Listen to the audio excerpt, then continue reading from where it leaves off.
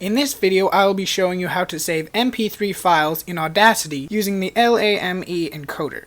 When you first install Audacity, there's no direct way to save an MP3 file. This is because MP3s are encoded with the LAME encoder, which is a separate piece of software. However, it is designed to work with Audacity, so that's what I'll be demonstrating. If you're not familiar with what an MP3 is, basically, it's a lossy form of compression, which means the file size will be smaller than an uncompressed file, but you'll lose some small details of the audio. However, it's almost impossible to tell the difference between a high-quality MP3 and an uncompressed file.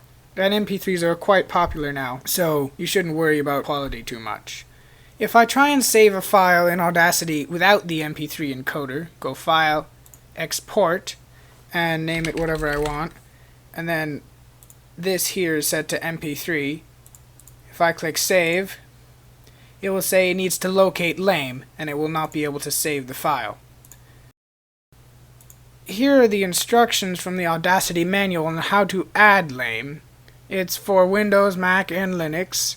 Basically, you just go to this download page, same one for all three, and be careful now because there's a bunch of ads all over this page. This is the correct exe for Windows. This one is the current one for Mac, and I believe this one is for some Linux versions. Just download the file, and you'll need to install it like a regular program. It's quite fast. Now I'll just run this.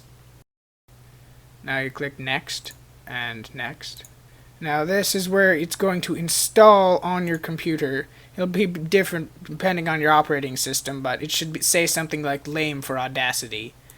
And Next, and then you install it, and it has finished. Now I'll reopen Audacity.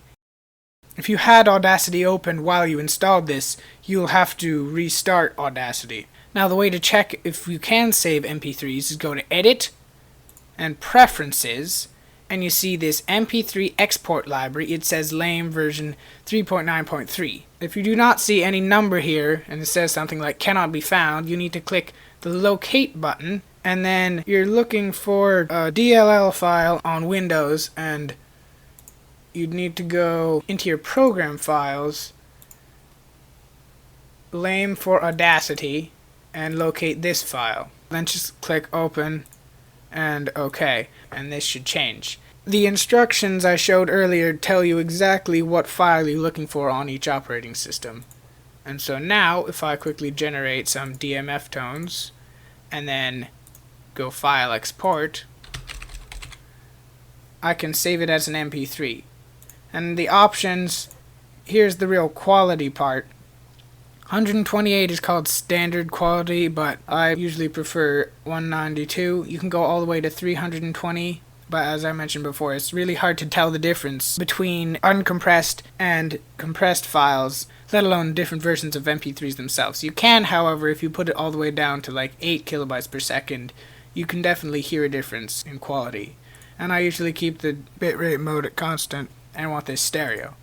Now if I click Save, I have an MP3 file, and to verify that, here's my little sample.mp3.